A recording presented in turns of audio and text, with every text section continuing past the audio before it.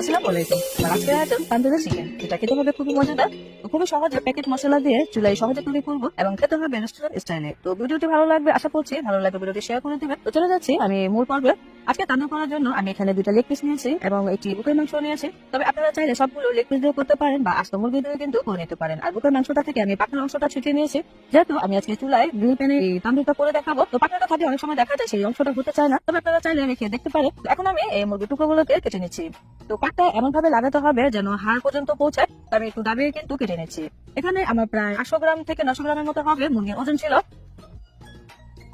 প্রত্যেকটা মুরগির টুকরোকে এভাবে ডিপ করে কেটে নিতে হবে, এর ফলে ভিতরে মশলাও ঢুকবে এবং খেতেও কিন্তু খুবই মজা হবে এবং খুবই সফট হবে। তো অবশ্যই আপনারা এভাবে করে একটু টুকরো করে ডিপ করে কেটে নেবেন। আর যদি আস্ত মুরগি নেন সেক্ষেত্রেও কিন্তু প্রত্যেকটা জায়গায় এভাবে ডিপ করে কেটে নিতে হবে। তো আমি বুকের মাংসটাকেও খুব সুন্দরভাবে কেটে নিচ্ছে। তোমার কাট লাগানো হয়ে গিয়েছে, আপনারা দেখে নিশ্চয়ই বুঝতে পারছেন আমি কিভাবে কাট দিয়েছি। একটু ভেতর পর্যন্ত কিন্তু কাটটা দিয়ে দিতে হবে। তো হয়ে গিয়েছে আমার সবটুকু মুরগি কেটে নেওয়া। এখন আমি এই মুরগিতে কিছুটা মশলা মাখিয়ে নিব। 1 চা চামচ লবণ দিয়ে দিলাম এবং 1 চা চামচ দিয়ে দিচ্ছি সাদা এবং কালো গোলমরিচের গুঁড়ো। আপনারা যে কোনো এক ধরনের গোলমরিচের গুঁড়ো ব্যবহার করতে পারেন। 2 চা চামচ আদা রসুন বাটা দিলাম এবং দিয়ে দিচ্ছি অর্ধেকটা লেবু রস। সমস্ত মশলা দেওয়া হয়ে গেলে খুব ভালো করে মাখিয়ে নিতে হবে। আজকে 2 ধাপে কিন্তু ম্যারিনেট করবো এই তান্দুরি চিকেনটা করার জন্য। তো প্রথম ধাপে মশলা লাগিয়ে আমি 1 ঘন্টার জন্য রেস্টে রেখে দেবো। তো খুবই ভালো করে ভিতর পর্যন্ত মশলাটা যেন ঢুকে সেদিকে খেয়াল করতে হবে। তো আমি একটু সময় নিয়ে হাত দিয়ে খুব ভালো করে মাখিয়ে নিলাম। হয়ে গেছে, এখন আমি রেস্টে রেখে দিচ্ছি 1 ঘন্টা। আর 1 ঘন্টা রাখাটা কিন্তু খুবই জরুরি। তারপরে আমি দ্বিতীয় ধাপে চলে যাবো। একটি মিক্সিং বোল নিয়ে এখানে আমি হাফ কাপ একটু বেশি ভাবে টক দিয়ে নিয়ে নিলাম এবং সেই সাথে নিয়েছি 3 টেবিল চামচ হট চিলি সস এবং এখানে আমি রাঁধুনি প্যাকেট মশলা ব্যবহার করবো। আপনারা চাইলে যে কোনো ব্র্যান্ডের মশলা ব্যবহার করতে পারেন।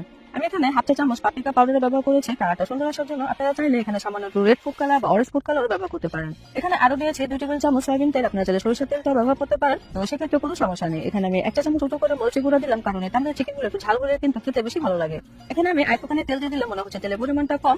আপনারা চাইলে এখানে কিন্তু কাসুরি মেথি ব্যবহার করতে পারেন বা শুধু যে মেথি পাওয়া যায় সেটা গুঁড়ো করে দিতে পারেন। আবার কোনোটাই না দিলেও কিন্তু হয়, যেমনটা ধরেন আমি আজকে ব্যবহার করিনি। তো ওটা অপশনাল, ঘরে থাকলে দিবেন, না থাকলেও সমস্যা নেই। আর এই কাসুরি মেথিটা না দিলে যে মজা হবে না তান্দুরি চিকেন তা কিন্তু না। কাসুরি মেথি ছাড়াও কিন্তু তান্দুরি চিকেনটা অনেক মজা হয়। তো সমস্ত মশলা মাখিয়ে নিয়েছি আমি খুব ভালো করে। এখন এই মাংস টুকরোগুলো দিয়ে মশলার সাথে মিশিয়ে নিচ্ছি। আমি আজকে প্যাকেট মশলা ব্যবহার করেছি, সম্পূর্ণটা কিন্তু দেয়নি, প্রায় 2 টেবিল চামচের মতো হবে রেখে দিয়েছিলাম। মাংসের পরিমাণটা বুঝে আসলে মশলা পরিমাণটা দিতে হবে। আপনাদের ক্ষেত্রে যদি মাংসের পরিমাণটা একটু বেশি হয় তাহলে মশলাটুকু সবই দিয়ে দিতে হবে। সময় নিয়ে মাখিয়ে নিতে হবে। আমি এখানে আরো 1 চা চামচ আদা রসুন বাটা ব্যবহার করলাম, এতে করে ফ্লেভারটা কিন্তু খুবই ভালো লাগবে এবং খেতেও মজা লাগবে। এখানে আমি একটু লবণ ব্যবহার করেছিলাম, যদি টেস্ট অনুযায়ী লবণটা দিয়ে দিতে হবে এবং মাখানোর পর এখানে আমি আরো 1 টেবিল চামচ তেল দিয়ে এভাবে রেস্টে রেখে দিব প্রায় 4 থেকে 5 ঘন্টা।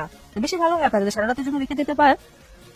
আজকে এই তান্দুরি চিকেনটা আমি রেডি করবো গ্রিল প্যানে। তবে আপনারা চাইলে যে কোনো প্যানে কিন্তু এই তান্দুরি চিকেনটা রেডি করতে পারেন। তবে ফ্রাই প্যান গুলি নিলে বেশি ভালো হবে। এখানে আমি প্রায় 2 টেবিল চামচের মতো সয়াবিন তেল দিয়ে দিলাম, তারপর দিয়ে দিচ্ছি 1 টুকরো বাটার। এখানে প্রায় 1 থেকে 2 টেবিল চামচের মতো হবে। এই গ্রিল প্যানটাকে খুবই ভালো করে গরম করে নিতে হবে, তা না হলে দেখা যাবে আমরা যখন